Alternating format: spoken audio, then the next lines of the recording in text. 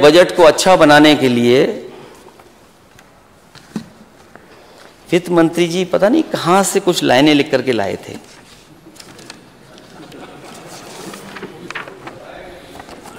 हो सकता है क्योंकि मैं बोलूंगा बाद में कुछ और मिल जाएंगी आपको। बहुत रिसर्च के बाद लाइनें लाए थे, लेकिन कुछ लोगों ने कहा कि ये कई बार ऐसा ही पढ़ते हैं बजट में। हालांकि मैं शायर नहीं हूं, ना पढ़ता हूं, ना कवि हूं मैं, लेकिन क्योंकि बजट के हिस्से में आपने कुछ लाइनें लिखी हैं अपनी बात को कहने के लिए, तो हम भी अपने अध्यक्ष महोदय आपकी अनुमति से पढ़ना चाहूंगा कुछ। जब तलक अमन और चैन नहीं आता, काम हमारा है नफरत के खिलाफत करना। मेरी पीढ़ी को एक मशाल बन के चलना है, जिसका फर्ज है इंसानियत की राह रोशन करना।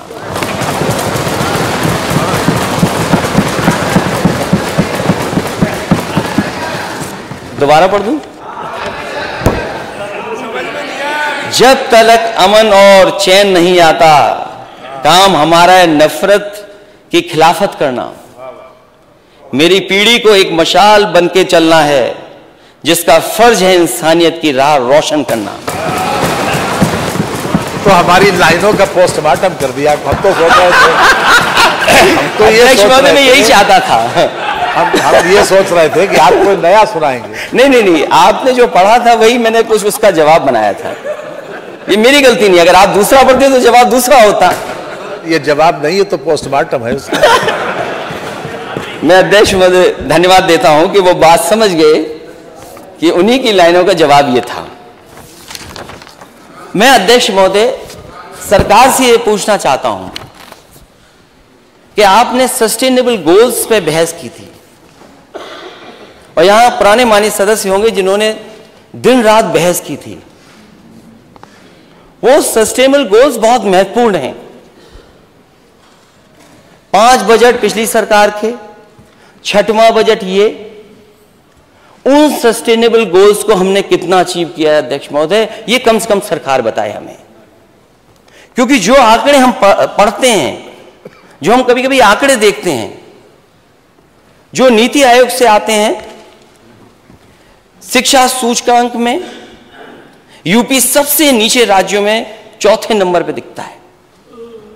आपको दुख हो, हमें भी दुख होता है कि हमारा उत्तर प्रदेश 25 करोड़ का, जिस उत्तर प्रदेश ने इतने प्रधानमंत्री दिए हों और लगातार प्रधानमंत्री यूपी की वजह से बन रहे हो इनकी सरकार के, वो सरकार दिल्ली और यूपी की सरकार में हमारा शिक्षा का ये स्तर, और प्राइमरी स्कूल में मैं हमेशा जाता हूं, और मैं एक बार नहीं गया, जब मैं मुख्यमंत्री था तब भी मैं गया, और मैं अपनी भी कमी जानता हूं। जब मैं एक स्कूल में गया, मैं जाकर के बच्चे से पूछा कि पहचाना आपने मुझे? तो वो छोटा सा बच्चा बोला कि हाँ मैंने पहचान लिया। मैंने पूछा कौन हूं मैं? तो बोले आप राहुल गांधी हैं।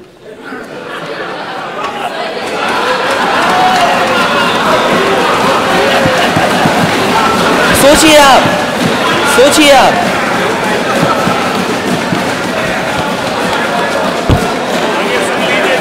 नहीं, मैं अध्यक्ष जी अच्छा सोच रहे हैं। पूरी बात, इनकी सोच समझ बिल्कुल ठीक है। पूरी बात सुन लीजिए। ये इनकी सोच समझ बिल्कुल ठीक है। मैं जानता हूं किस बात पे ये कह रहे हैं। इन्हें चिंता इस बात की नहीं है अध्यक्ष महोदय, इन्हें दुख इस बात का नहीं है कि यूपी नीचे से 4था नंबर है। इन्हें खुशी इस बात की है कि मैंने कांग्रेस पार्टी के नेता का नाम ले लिया। कमाल है आपको सरकार किसने बना दी? सोचिए आप। इनको दुख इस बात का नहीं है, इनको शांति से सुनिए अध्यक्ष महोदय, दुख इस बात का नहीं है इन्हें कि स्वास्थ्य के आंकड़ों में हम कहां खड़े हैं। और मैं तो आपको धन्यवाद दूंगा, ये सब लाइव है, सब लाइव जा रहा है। और प्राइमरी एजुकेशन में एक हमारे माननीय सदस्य ने कहा था कि टीचर्स कहां से आ रहे हैं, कहां से पढ़ा रहे हैं। आप जांच करिए इस बात की, जो हम लोग कह रहे हैं वो सच्चाई है कि नहीं है। आज स्कूलों में बच्चे तो हैं, और बच्चों की भारी कमी है। जो आप कहते हो कि हम 2 करोड़ का लक्ष्य है बच्चों को पढ़ाएंगे प्राइमरी एजुकेशन में, आप किन बच्चों को पढ़ा रहे हैं? जो गरीब से गरीब बच्चे हैं, जो हमारे समाज के सबसे गरीब है, पिछड़े। और मैं धन्यवाद देता हूं माननीय नेता प्रतिपक्ष को कि उन्होंने अपने भाषण को यहां पर बजट के दौरान मजबूती से रखा, लेकिन कभी कभी वह अपने भाषण में फिसल भी जा रहे थे। मैं उस पर आगे चर्चा भी करूंगा। और खासतौर पर उन्होंने एक बात कही कि जो आज महोदय, इससे पहले एक कार्यक्रम में मैं था जिसमें आदरणीय प्रधानमंत्री जी के द्वारा देश के अन्नदाता किसानों को प्रधानमंत्री किसान सम्मान निधि की 11वीं किस्त डीबीटी के माध्यम से अन्नदाता किसानों के खाते में भेजने का कार्य किया है। उत्तर प्रदेश के 2 करोड़ 55 लाख किसान उससे लाभान्वित हुए हैं। और मैं आभारी हूं प्रधानमंत्री जी का कि उत्तर प्रदेश के साथ साथ देश के 12 करोड़ किसान प्रतिवर्ष 6,000 रुपये सालाना इस योजना के माध्यम से प्राप्त कर रहे हैं। ऐसी तमाम योजनाएं थी। लाभार्थी परक योजनाओं के बारे में प्रधानमंत्री आवास योजना है, स्वच्छ भारत मिशन के अंतर्गत मिले हुए इज्जत घर के बारे में,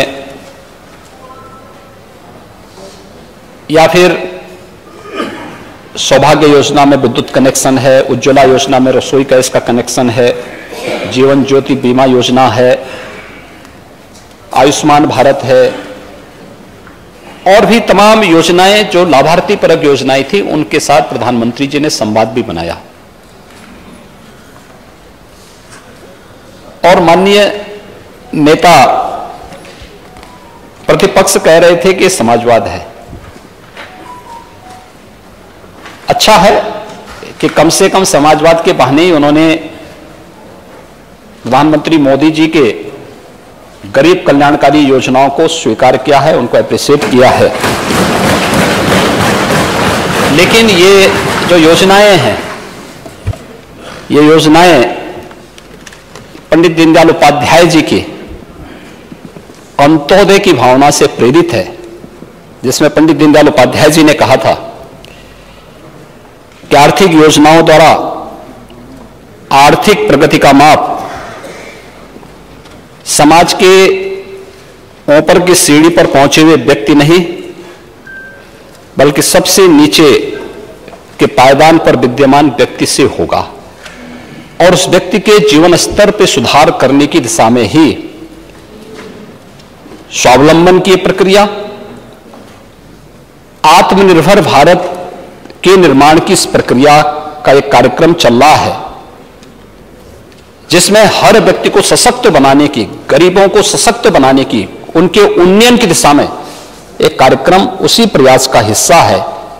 ये पंडित दीनदयाल उपाध्याय जी के अंत्योदय की भावना से प्रेरित ये योजना है। और इस देश से मुझे लगता है कि इस दिशा में भारतीय जनता पार्टी नेतृत्व की केंद्र सरकार के 8 वर्ष के सफलतम कार्यकाल में प्रधानमंत्री मोदी जी के नेतृत्व में एक भारत श्रेष्ठ भारत की इस परिकल्पना को साकार करते हुए हम सब देख पा रहे हैं। महोदय,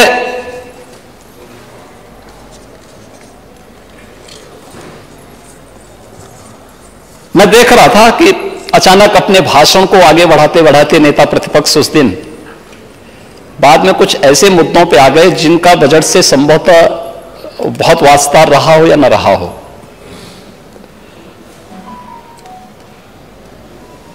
और कुछ ऐसी बातों को इस सदन में कहने लग गए थे जिसका खामियाजा प्रदेश अतीत में बहुत भोग चुका है। आज से उभर चुका है प्रदेश। उत्तर प्रदेश आज एक नई दिशा की ओर बढ़ रहा है। लेकिन उनके भाषण से मुझे दुष्यंत कुमार की पंक्तियां याद आ गई कि कैसे मंजर सामने आने लगे हैं और गाते गाते लोग चिल्लाने लगे हैं।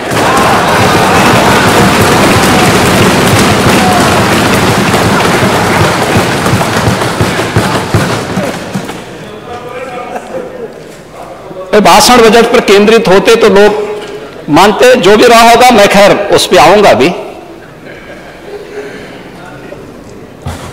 लेकिन बजट पे भाषण केंद्रित होता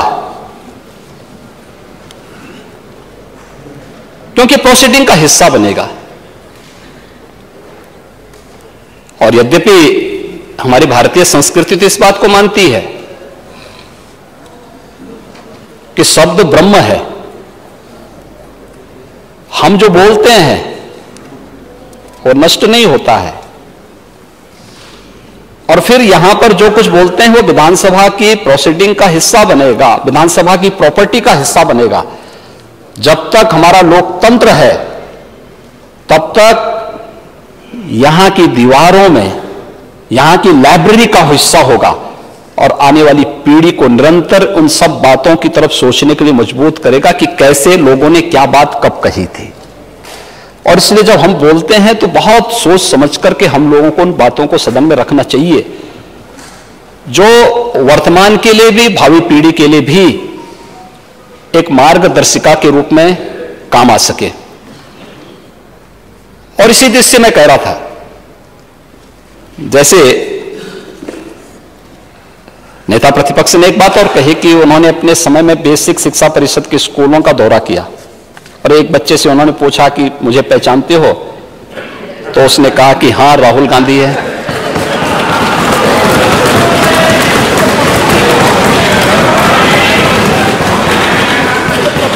बच्चे भोले भाले होते हैं लेकिन मन के होते हैं सच्चे।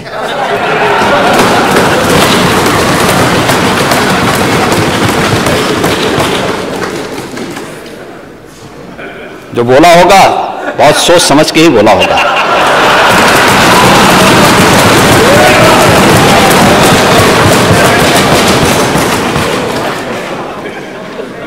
फर्क बहुत ज्यादा नहीं है।